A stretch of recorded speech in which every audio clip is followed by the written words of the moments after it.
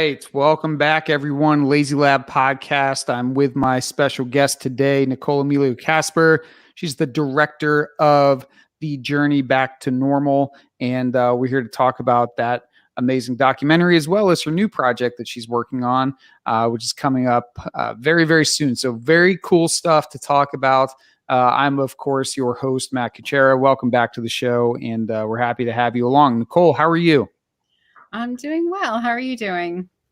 I am living the dream. Don't want to wake up, I think is what the cool kids are saying these days. Just kicking off this Lazy Lab podcast. I mean, 15 episodes in, thereabouts, and we've been doing this for a couple months now. It's very, very cool. It's not quite at the maturity level that Vet Pivot was. I know that you were on in the early days of Vet Pivot as well. So how are things with you? I think last time I had spoke with you, you were working on the Journey Back to Normal, as we were talking about before we hit record here. I think I want to say I talked to you in like October of 2019 for Vet Pivot, and getting ready to do the live event at Drexel University for the Journey Back to Normal. So let's pick it up where we left off there. Let folks know kind of what that's been like for you. What's the journey back to normal been like? Well, it's been definitely interesting indeed. Since October 2019, I think I had one more film festival screening in November in Kansas, which was really great. We had a panel discussion out there. We had a full house and just really, really was pleased with those who were just really touched by the film. I would say over the past 2 years plus, so many veterans and family members and even active duty military have reached out on social media and have, commented on the film, because now it is on different media platforms as well. It's on Vimeo on demand and Plex TV, Zumo, Tubi, and a couple of others. I can send you the link. But yes, it's been a ride. And one of my husband's former colleagues, Colonel Nate Brookshire, now came to one of my film festivals, and he said that it was just so well done, so just really, really, just really hit home for so many. I mean, a Marine told me that, a film never, brought tears to his eyes. And, this is, someone who, was, just this, strong military guy. And that's, I think, really important too, because Right. It's just not a sign of weakness. It's really a sign of strength when you do ask for help. Yeah, 100%. And that's what we encourage, right? I mean, what's tough is the military definitely encourages its folks to visit and get the help from the mental health professionals.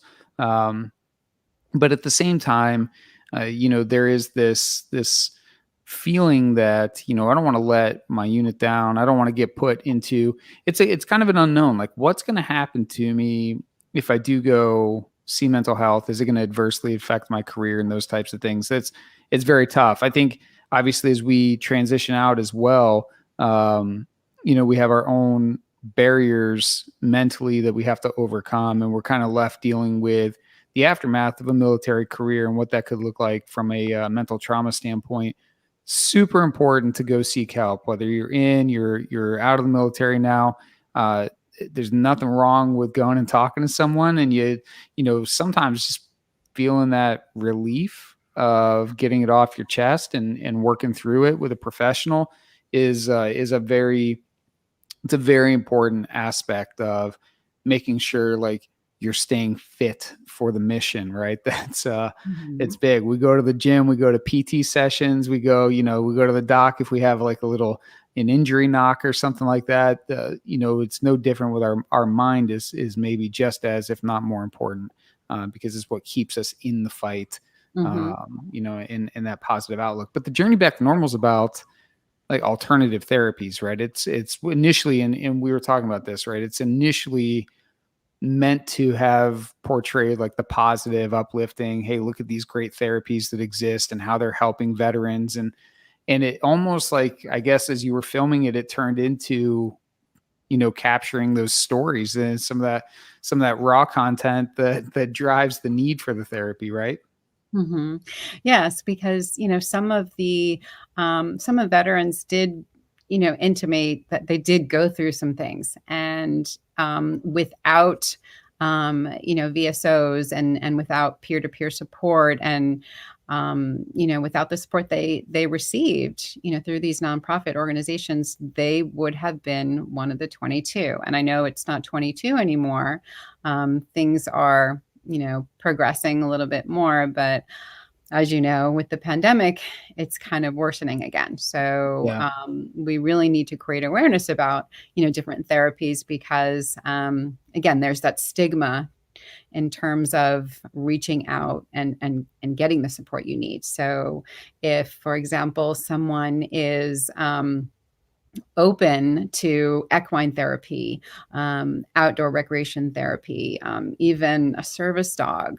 It's not a sign of weakness. It Yeah. really, really, really helps. And in the film, a lot of veterans, speak on that. And I think we might have mentioned, I'm not sure, but it is kind of a giveaway, a spoiler alert, but there's a fourth therapy in the journey back to normal, and it surprised everyone and anyone, whether they were, well, some veterans understood, but Yeah. civilians just were so shocked. So shooting therapy, Yeah. partaking in shooting competitions, learning how to shoot, in a different way. And there's meditation techniques involved, and such. So it really, really, really was so effective. And I follow some of the veterans who were in the film. Several, I filmed in 2016, basically. Yeah. And they're doing so well. I mean, they're going to all these shooting competitions across the United States, and really helps them, mind, body, and spirit.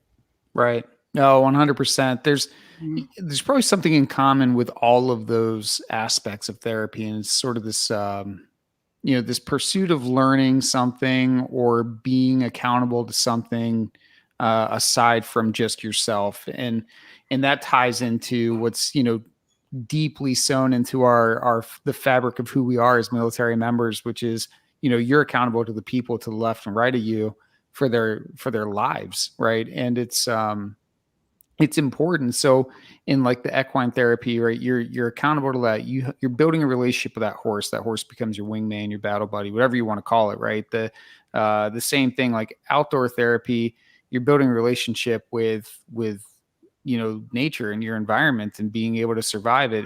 With the shooting competition, your teammates, or the weapon, the platform that you're using to compete with, there's always a reliance upon something else needs me to be able to do this, or I need to be able to focus my attention and forget about all the other things that I went through, because I got to focus my attention on this task at hand right now. It's a singular thing that I have to remain engaged in. Mhm. um it's interesting, like the parallel between Lazy Lab Hunting Club and the journey back to normal, and that we are providing that outdoor therapy. We're partnered with organizations like Freedom Service Dogs that are providing that service dog, so that those alternative therapies to that significantly wounded man or woman is definitely the primary mission of our nonprofit and what we're doing here. So to have a documentary that speaks to the effectiveness of that is awesome for us, right? So it's great to have you on and be able to talk about that. Um, why the doc? If we could take a step back, like why the documentary? Why Journey Back to Normal? What made you want to get into that? What's sort of the catalyst here? What's your origin story? So, the impetus behind wanting to film the journey back to normal, it was just one day I woke up. It was this epiphany I had, um, after having experienced, with close friends, family members, certain challenges that they were going through, and what didn't work and what what did work and maybe what could work. I thought that it would be so enlightening for the general community to understand different therapies, because there was, this go-to method, traditional Yeah. therapy, not putting it down, but it didn't always work for everyone. The distribution of medication, again, sometimes antidepressants work and sometimes I don't. And one of my really good friends at Fort Campbell, sadly, her husband ended up having some serious issues, and she talked about that he, quote, was on a cocktail of drugs and, different anti-anxiety medications because of his experience overseas. Now, it just touched my heart so much, because I said, well, there's got to be a solution. There are more than one solution. And then our last duty station was Fort Leavenworth. And of course, there's, horse stables after horse stables, and of course, love horses. And it was very interesting because I ended up connecting with Julie Baker, and she ran an equine therapy organization. And I said, I have to connect with her. So we automatically spoke, and I said, I'm thinking about producing this documentary about equine therapy and different alternative therapies. Are you interested? And she said yes. And so that was sort of my, that was the beginning stages. Woke up one morning, I'm like, equine therapy's got to work. And then I, ended up connecting with these different organizations offering complementary therapies.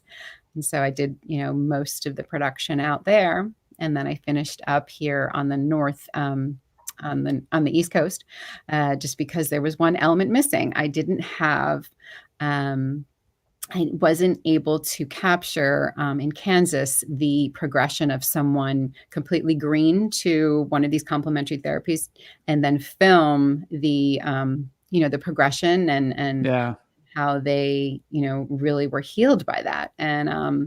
And so, once you watch the film, it definitely captures the success of the different therapies, especially equine therapy. Right. No, it's very, very cool. Have you always been interested in or in filmmaking? Like, is that something it's been like a passion or something you've always worked around? Where did that start? Oh, okay. So, oh gosh, back up 20 years. I did not go to film school. I was a psychology major many, many moons ago. And so it was just something that I always had a passion for. I just never pursued. And when I was younger, everyone said, oh my goodness, it's, so competitive to get into film and TV. Don't do it. Don't do it. So, I just tell people the story that when I turned 30 and I had 2 kids and my husband just joined the military, and I said, well, when I go back to work, I'm going to do something that I love. And so I did pursue radio and TV. And then years later, it was one of my goals to produce a documentary. I just didn't know what I wanted to, focus on. And so when I moved to Kansas, I did film 2 documentaries out there. The first was a prison documentary, and then, of course, the journey back to normal. So it's super fascinating. Mm-hmm. I also worked at American Forces Network, so I kind of learned the ropes there, and then I'm self-taught. I had mentors, and so for my next film, I'm going to definitely surround myself with people who know more than me. No, it's a good idea.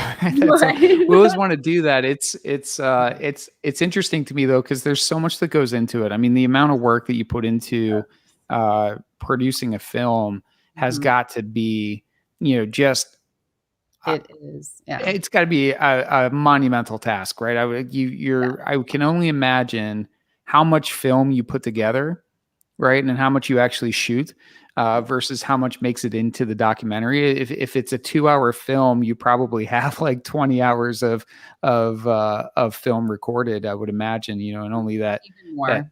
Even more. So there you go, right? So you're really like, and then going into like storyboarding and planning your shots and what is because you're telling a story, but you're just doing it through it's got to be Mhm. just a lot of planning and a lot of Right. strategy around like how am I going to best portray my Yes. vision, right? And what I'm trying to put forth. And in this case, with like the Journey Back to Normal or your new film Hidden Wounds that you're working on, um, you're dealing with very sensitive subject matter, right? You're dealing with people's traumas, which will present its own unique set of circumstances when it comes to filming, right? Because you have to be delicate with the subject matter, and I'm sure that there are breaks in filming to deal with issues that arise from breakdowns in the mental health from recalling, right? That's one of the things that, from a PTSD perspective, like we always think of it as like that, this guy's going to snap and stuff, but it's really difficult to recall like the what the brain does when it suffers from PTSD is it's blocking out those negative memories. And so one of the issues is remembering the details of the event. So when you're sitting down trying to film and capture the details of the event that caused or led to the trauma, it can be difficult to capture that because the person suffering from PTSD is having a hard time pulling that out of their memory. It's blocked, in a way that the brain is like self isolating and protecting itself from the memory. Right. Yeah, it's that fight or flight too. And Yeah. I think, and again, everyone heals a different way. There's a therapy called desensitization. And I met someone in this area where he said that it was literally torture, but his therapist he insisted that it worked, and he needed to write every detail down and then record it and then play it day after day after day. Yeah. He had 17 of his soldiers die in front of him. So Jeez. this recurred in his dreams every night. Obviously, he had PTSD, but he said, if I would have known about the therapies in your film, I would have tried those first. Now, he said Yeah. desensitization did work for him, but it took 2 years for him not to be emotional anymore, not to have nightmares anymore. So again, it's each And individual is probably different. not healed, right? He's probably not healed. He has to like continuously seek therapy to stay Yes. strong and Yeah, to stay. it's a lifelong process. Yeah, you can't. There's no cure to PTSD. Yeah. It's just it's like any other muscle, right? You strengthen the areas around it so that it can be strong and it doesn't become a problem anymore. Mhm. Um, therapy that, and I've struggled with this, right? I've been open in the past about like my PTSD and stuff like that. It is definitely a difficult thing to deal with. One of the things that I've done is because I'm so anti, medicine, if you will. Like I don't want to take a bunch of pills or anything like that. I did that. I went to mental health and all this stuff. That's what they did. They put you on a cocktail of drugs that are gonna, you know, hopefully balance you out and make you not have the nightmares and not have. But it changes who you are in a sense, right? You're messing with the chemicals in the brain. So I've since for the last couple of years sought after these alternative therapies, right? And Lazy Lab, it's one of the things that it's brought me is going out in the outdoors and hunting has brought me a lot of peace and I look forward to it when I do have trips coming up. Like I have one next weekend.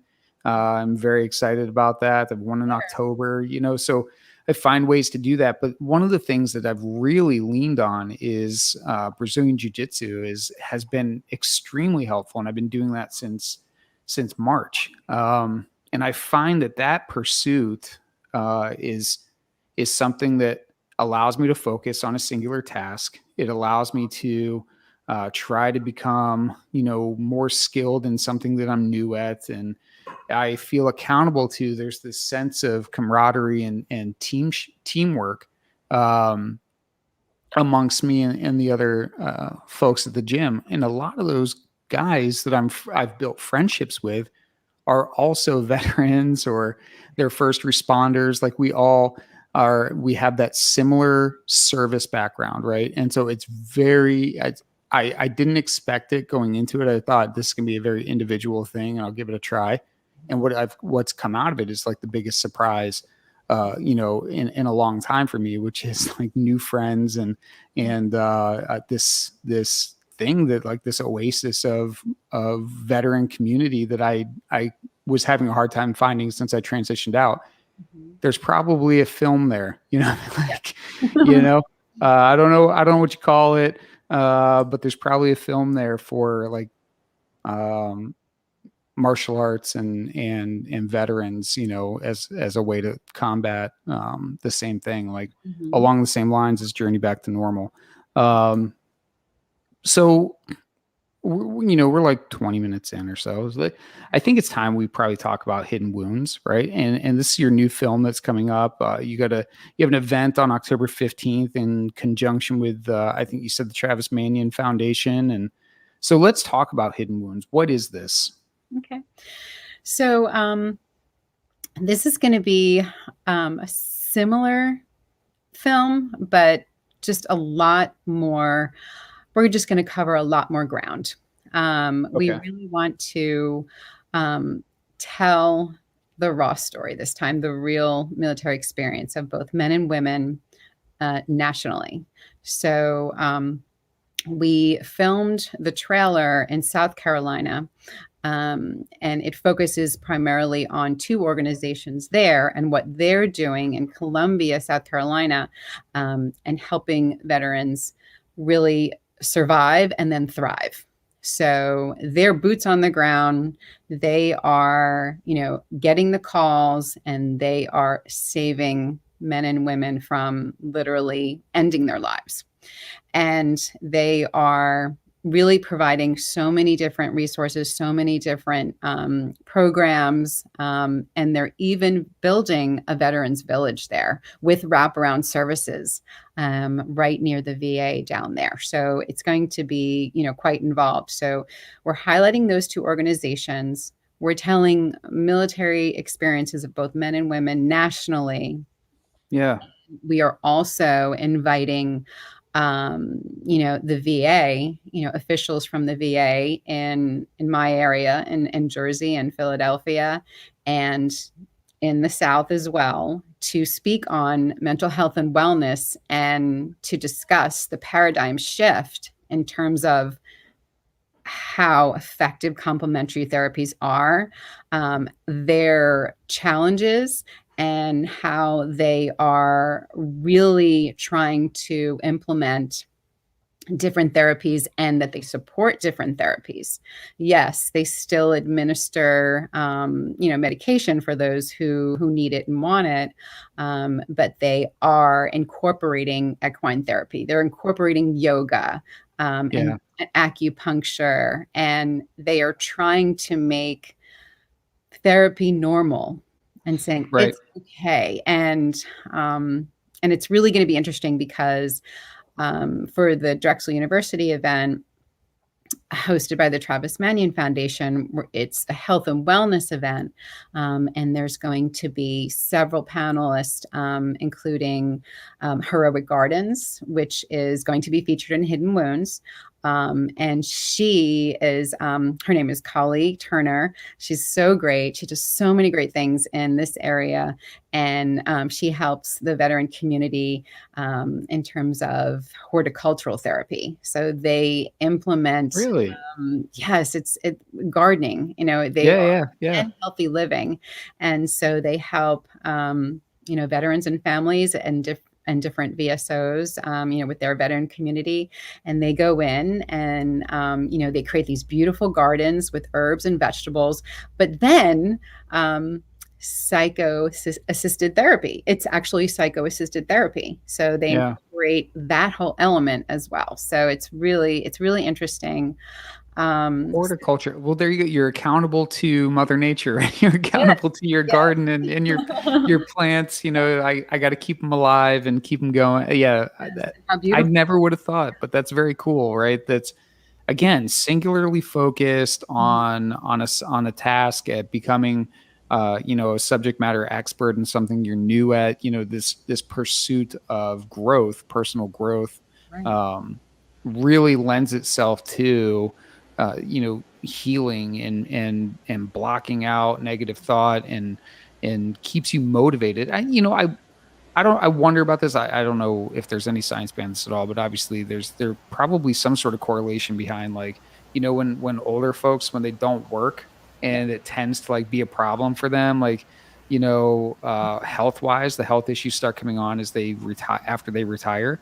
Like, I Yeah. wonder if that's similar, right? Where the body just needs a new mission, it needs a new task to focus on and press forward. Yes. So And you need it's not, community. yeah, yeah. I think I'm losing your microphone just a little bit. Are you there? Oh, sorry. Can you No, hear you're me? good. Yep. Okay. Got a little bit of background noise. That's all.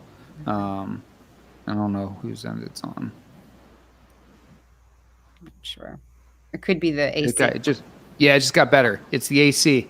Oh, good. Okay.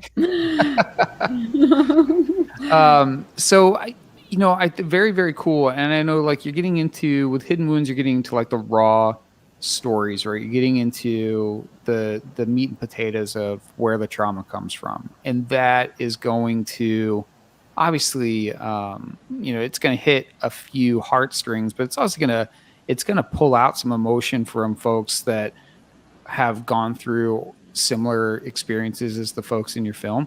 What is the what is like the support aspect of that? Like, hey, I watched your film. This has pulled out some stuff in me. Like, are there resources associated to your film? Or like, hey, if you're feeling it, the disclaimer, like, how are you addressing that aspect of it and pushing people? Cause, to seek help, as sort of like that next step from watching the film. Mhm. So for the journey back to normal, actually, the call to action was at the end of the film. I listed all the information of all the nonprofits in the film, and then I listed some national organizations. For example, the EGALA National Association. It's a specific equine therapy implement that they implement, and it's specifically EGALA, and then the National Canine Organization, and so forth. And in this film, we will highlight different nonprofit organizations implementing different complementary therapies, and we'll definitely include their contact information Right. as well. And then again, definitely highlighting some national organizations that they can reach out to. But we're really trying to, create a community of really support, and making sure that the stigma will end, hopefully, soon. Yeah. Yeah. Another aspect of the film would be, we'll be chatting with some politicians, and asking them what exactly are they doing day in and day out in terms of helping veterans and their families, with resources, with channeling funds into these amazing VSOs, so they have the resources to help. Yeah. I work for two nonprofit organizations, for my day job, and to earn some money, and I know how hard it is to reach out, to gain some support financially, because a lot of people Yeah. are, a lot of organizations, very worthy organizations, are really competing for these dollars, and it's challenging. It really is. That's So, the key, right? I mean, like, when you talk about the nonprofit world, it really is like every penny you're scraping for, because there's not an unlimited resource of people's generosity. So you right. really, Oh, you're, yeah. Except it's Amazon. tough. I'm trying to reach out to Amazon. Amazon, if they're listening. Yeah. Amazon, listen to us now. I know Mackenzie gave away billions of dollars. Right. Yes, after her separation. I mean, I don't doubt it has anything to do with the separation. Delete that. But I'm like, well, she must support veterans. So of course I'm reaching out for, our initiative at BBC Giving Foundation, Yeah.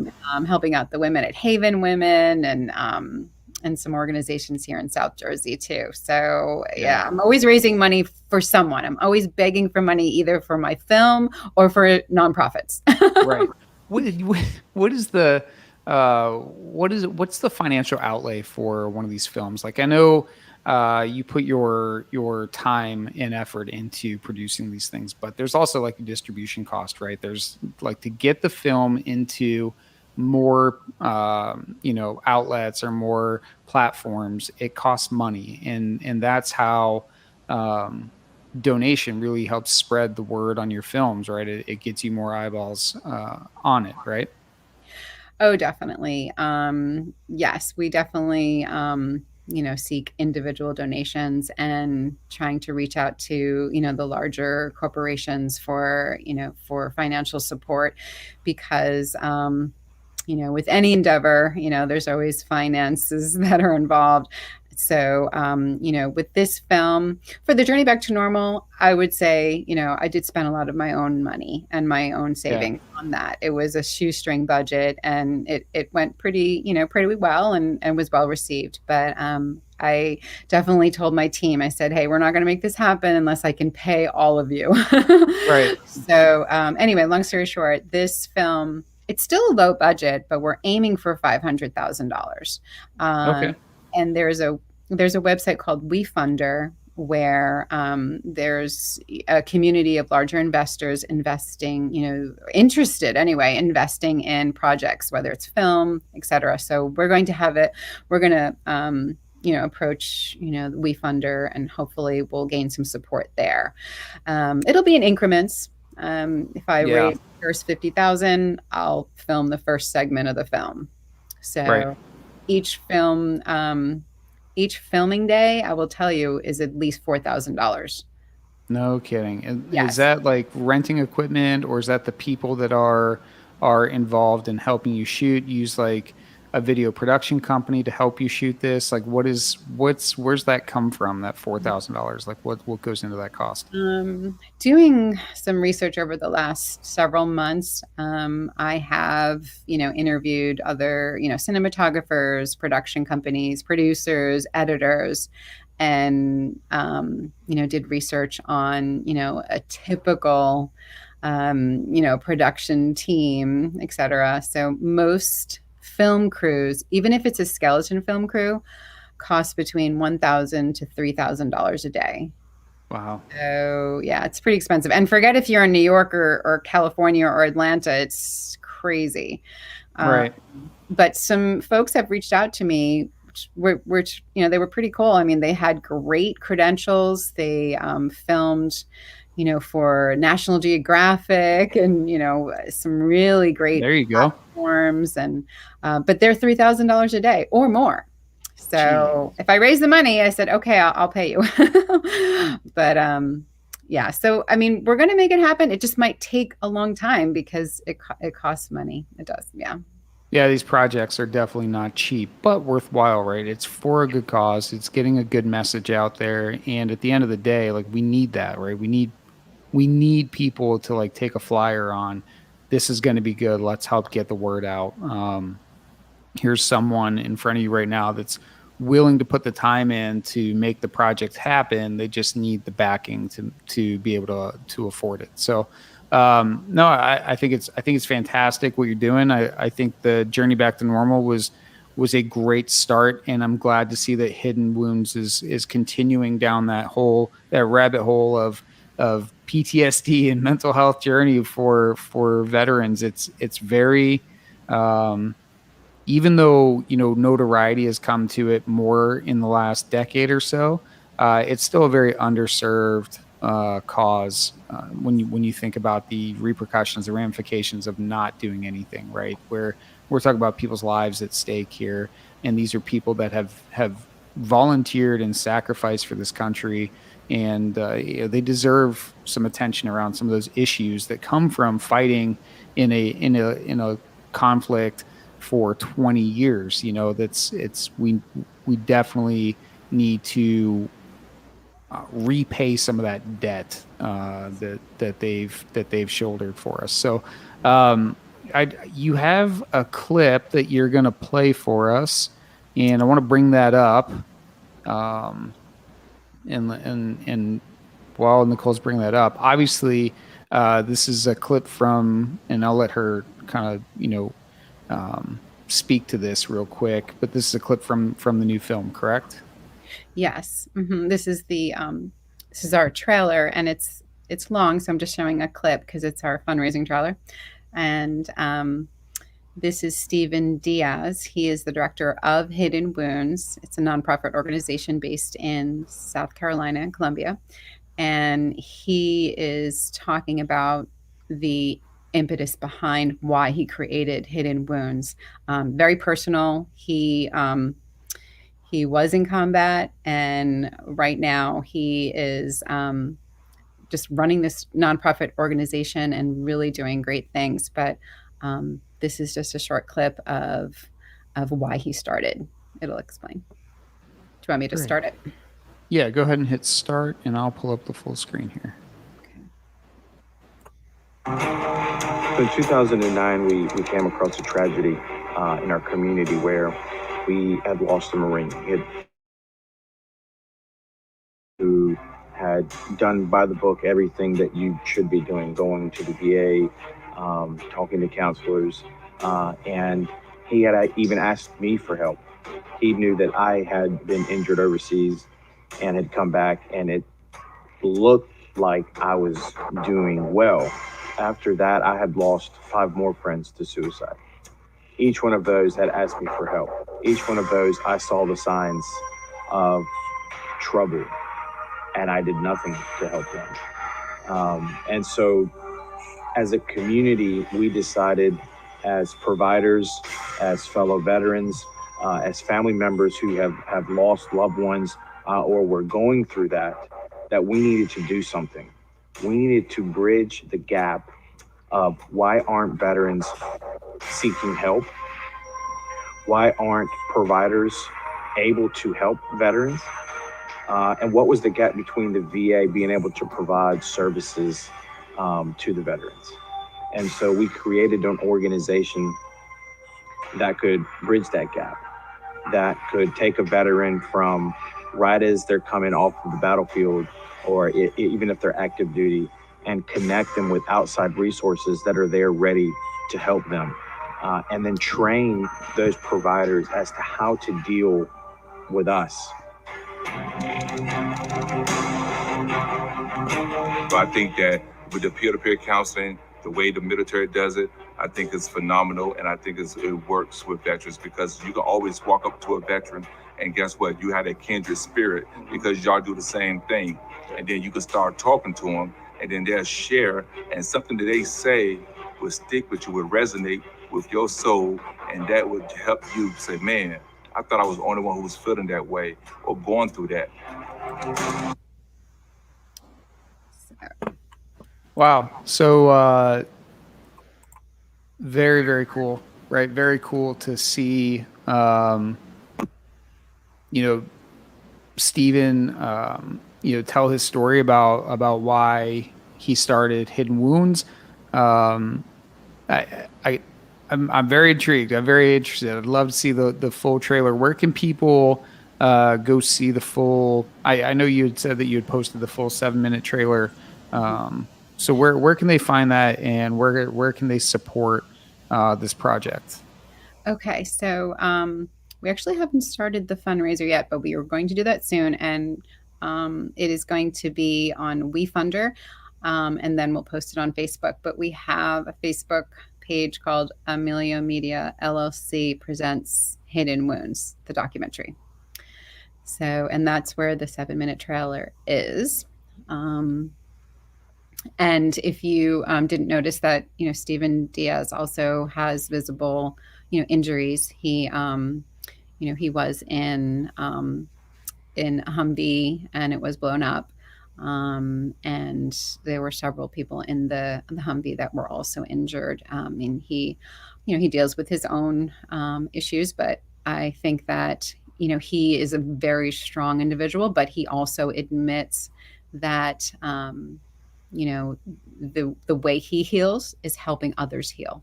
Yeah.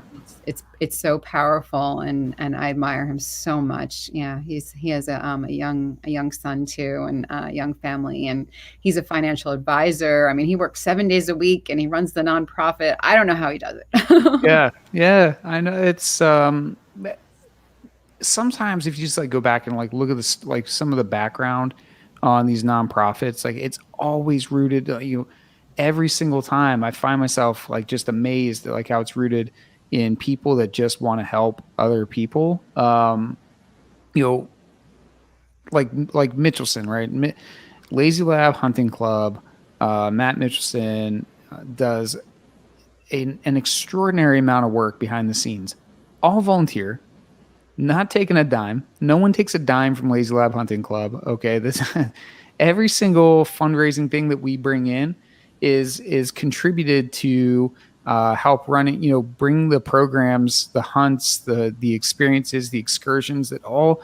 I think we're at like 95 cents of every dollar that we raise goes directly back into the veteran programs. So it's like it's incredible to me the amount of work and effort that the folks at Lazy Lab, starting with Mitchelson, put in out of just the kindness of their heart, out of wanting to do more, out of recognizing a need and stepping up and saying, I want to help. It's nuts. I mean, the dude's got he's got like 4 kids. He's got a full-time job with the Navy that's very demanding. He's in a master's program. I'm like, Matt, I don't know when you sleep, dude. But on top of that, he's running the day-to-day operations for Lazy Lab. So it's not surprising to me that Steven Diaz is the same way. We are definitely a community that's called to serve, and it's always a good feeling to be able to help and serve those who we served with, right? And that's a very, very rewarding experience for sure.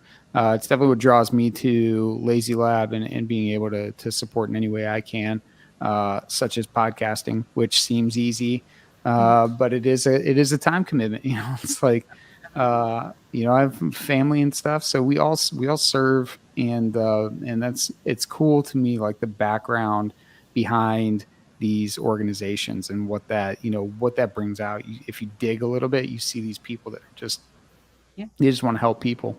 So true. And it is so, that's going to be the message of Hidden Wounds as well. So the grassroots organizations in the weeds are really, truly the organizations that make an impact, one veteran at a time, one veteran family at a time. And it's, using their own resources, their own savings.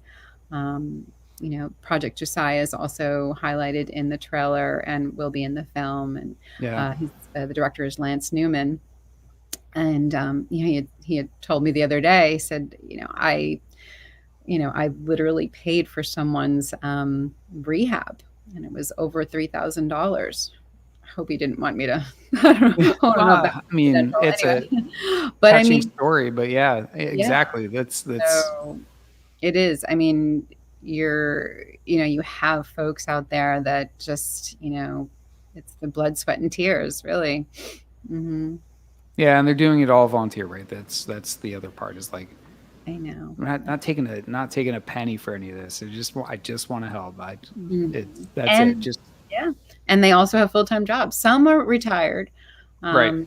But some have full-time jobs and they run the nonprofit. So yeah, I don't want to imagine a world where Matt Mitchelson doesn't have a full-time job, because I think that the number of emails I get today is just fine. Okay. Take away that full-time job and he does Lazy Lab full-time. I think I would need to also retire from my day job to be able to keep up with the amount of email that he puts out. But I believe he wanted to be part of the new documentary as well. So I would love for Lazy Lab to be part of it. Let's do it. Yeah. I don't know how that happens, but I'm on board. Any way I can help, let me know. Definitely Mitchelson is the guy, though. He will make that, he will build that bridge and make it happen. Yeah, 100%. 100%. I want, I definitely, are trying to get into and want to create like these episodes that we can put on our YouTube, you know, that showcase the hunts that we go on or the fishing trips we go on. And that's obviously, it requires like volunteers that have film experience and cinematography piece of it. And it's tough. It's tough to get. We got a lot of good footage, hours and hours of footage at our last hunt out in California. And so now we just need to slice and dice it and create an episode out of it, and voiceover, script, and all that fun stuff. But it's it's definitely part of the vision, right? Like, how do we go forward with this and tell our story, tell the Lazy Lab story, you know, through video, because it's more compelling. And we see, like, speaking of supporting nonprofits, like, you want to support the Lazy Lab Hunting Club nonprofit organization, please subscribe to the YouTube channel, because as we grow our viewership and our subscriber base, it helps, and we can monetize and bring in, you know, funds and resources to help, you know, put on better events, bigger events, help more veterans. It is a good way to fundraise too. If you create content consistently on YouTube, I was actually doing some research too, even if it's just 5 minutes a day, you can literally, you know, make money. And then of course, the more subscribers you have, you know, then you will have advertisers as well. So, so it can become substantial. And honestly, that's been my message to people, especially as we do these episodes, when I'm out talking to folks about the Lazy Lab podcast. It is, hey, look, you want to help a nonprofit without spending $1, just go subscribe to our YouTube channel. You know what I mean? Like, well, I don't even need your money. Just subscribe to the YouTube channel, and that's all I need from you. Like, tell your friends to do it. If you want to pay it forward a little bit, that'd be awesome.